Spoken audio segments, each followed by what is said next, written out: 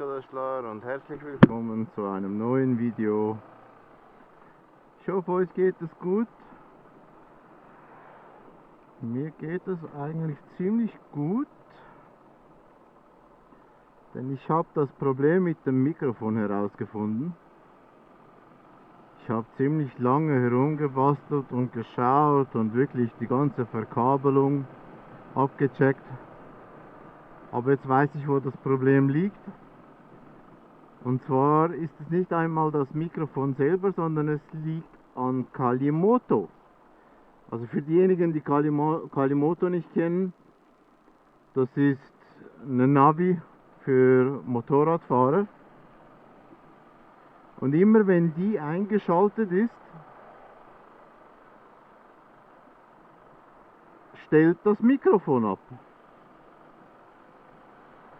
Also es ist wirklich so kurz vor dem Ausschalten, es ist so leise, dass man wirklich gar nichts mehr hört. Ich weiß nicht wieso und warum.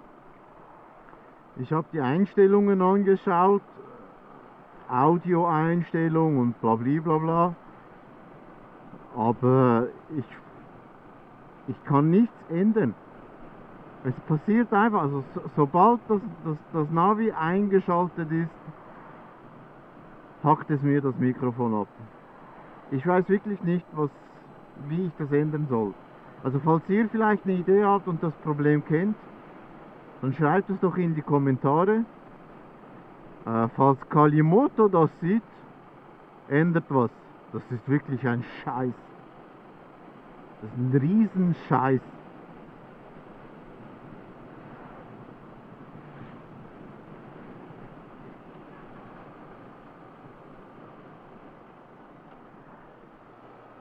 Ja, ansonsten sind wir ein bisschen in den Bergen unterwegs heute. Ich hoffe, die Tour wird euch gefallen. Wird wahrscheinlich wieder so ein Dreiteiler werden, weil es doch eine rechte Runde ist. Schnacken wir gar nicht mal so lange. Ich spiele wieder Musik ein. Viel Spaß, Leute!